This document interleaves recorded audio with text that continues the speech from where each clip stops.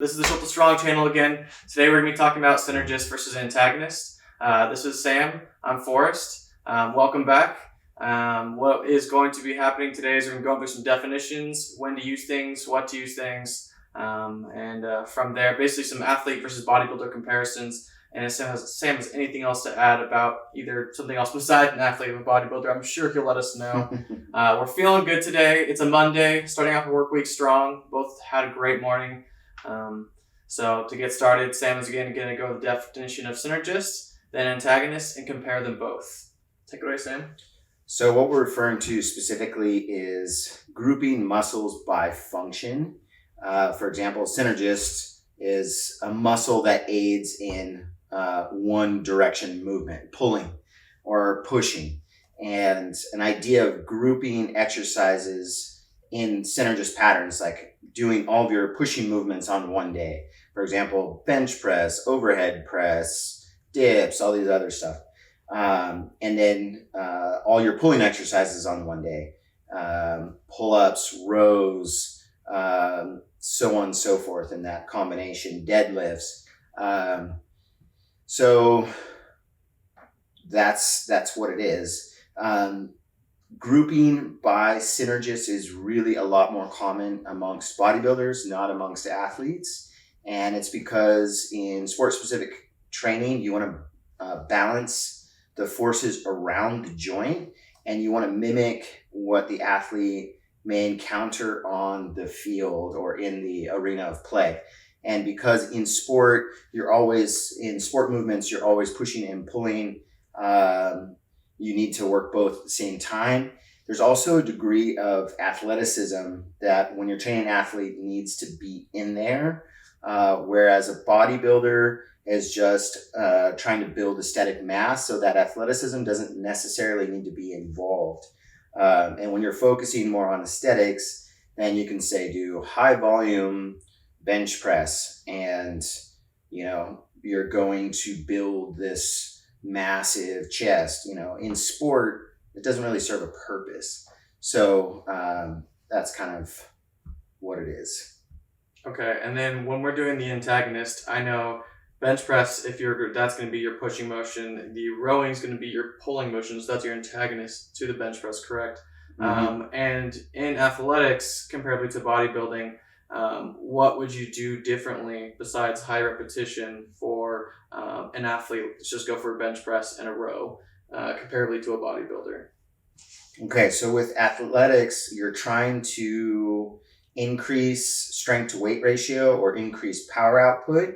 You also want to have athleticism or coordination be part of your training. Therefore, you're working on a higher degree of neuromuscular efficiency than you are total weight. And I'll give an example.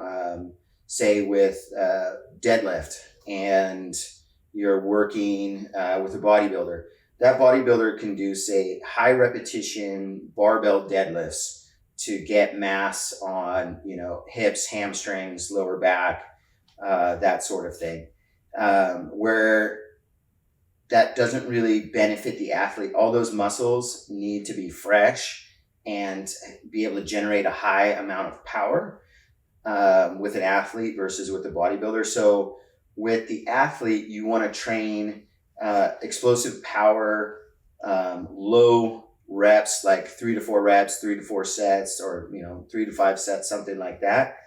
And then you want to have balance and athleticism a component of that. An example, better choice for an athlete would be a contralateral row deadlift combo, standing single-legged on a balanced platform versus, say, a barbell deadlift. It just requires more athleticism, more coordination, higher degree of neuromuscular efficiency in order to do the movement.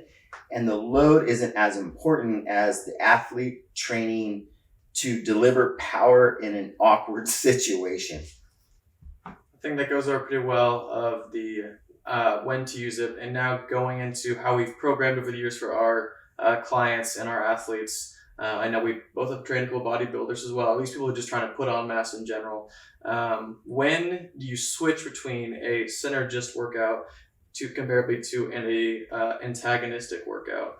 And during like giving yourself either a 6 weeks program, a 12-week, a whole year, how are you going to program that out in comparison? So I guess if you could give us the rundown on that. Yeah. So it depends on your overall goals as a fitness enthusiast. If you're a bodybuilder and you're trying to have steady gains, it's good to run smaller cycles, 6 to 12 week cycles, where you're doing all your pushing movements on one day.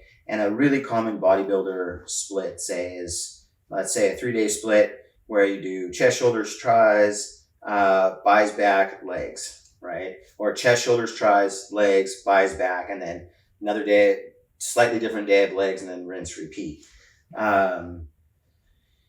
Do that for 6 to 12 weeks. And then for the next phase, then you combine your antagonists. So you go chest, back, shoulders, arms, and then legs, and you do your legs in a push-pull fashion. So what I mean by that is quadriceps, hamstrings, inner thighs, outer hips, so on and so forth. And then every 6 to 12 weeks, changing your program, changing your exercise selection. For the athlete should train primarily in push-pull, and the peaking or power peaking of the athlete should parallel the season. Meaning, say you have track athlete trying to get faster.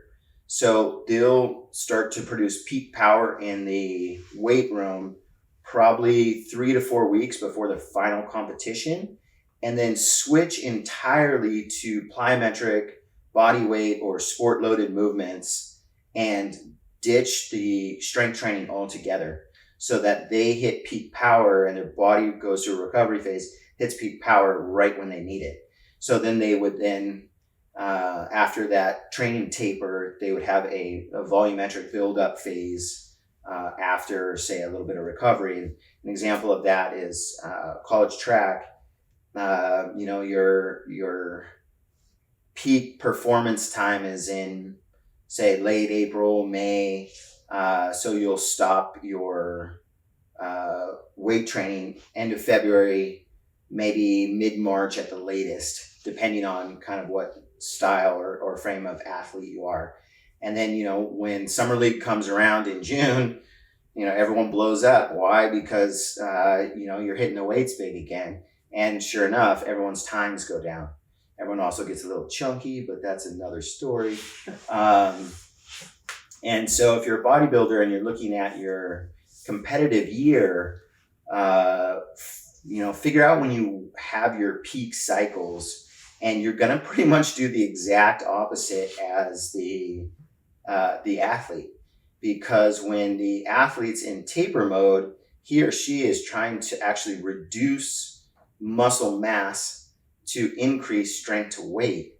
And so that everything is usable the day of their power competition, where they need to move their body in a very quick and efficient manner.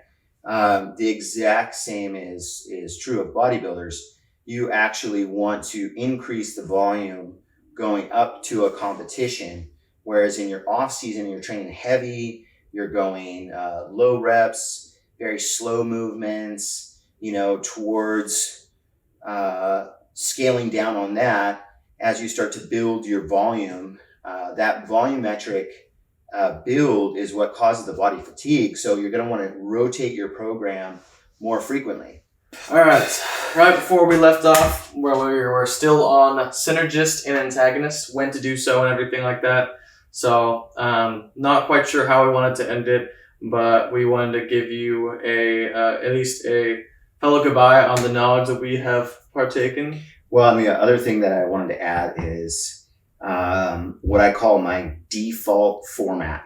And this is something that I've created over the years with my clients, and I found to be effective. There's a lot of other strength coaches doing similar things, but I do a vertical push-pull and a horizontal push-pull. An example of that would be a dumbbell row to deadlift followed out with dips.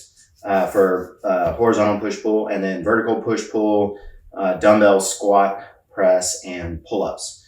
So why that sequence? Why would you do it that way? So both systems are working with gravity.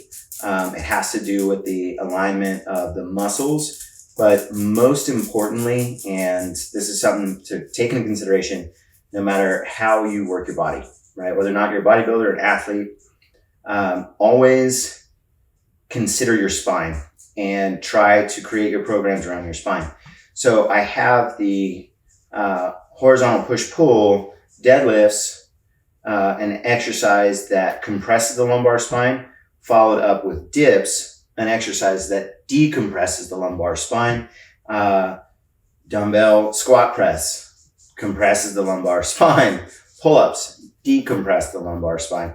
So if you think of your intervertebral disc like this, and over the course of training, the muscles around, like say in the back, become hypertonic because they're working out. And the disc actually, that disc space gets compressed out because gravity is forcing it down. So what you want to do here is then at the end of your workout, you want to open this space back up. And for longevity of training and general health and wellness, you always want to take that into consideration, whether or not you're a bodybuilder or an athlete. And you could be a hybrid of the two. So, I don't know, be a hybrid. Anyways, that's it. I love hybrids. And we'll talk to you soon. Hit the like, hit the subscribe. Jam them again and again and again and again. Hybrid style. Share with your friends. Tell them. Hybrids. Share with your family. Share with anybody that you want to talk this about. Remember, our COVID is your COVID. Shilta Strong, over and out. Exactly.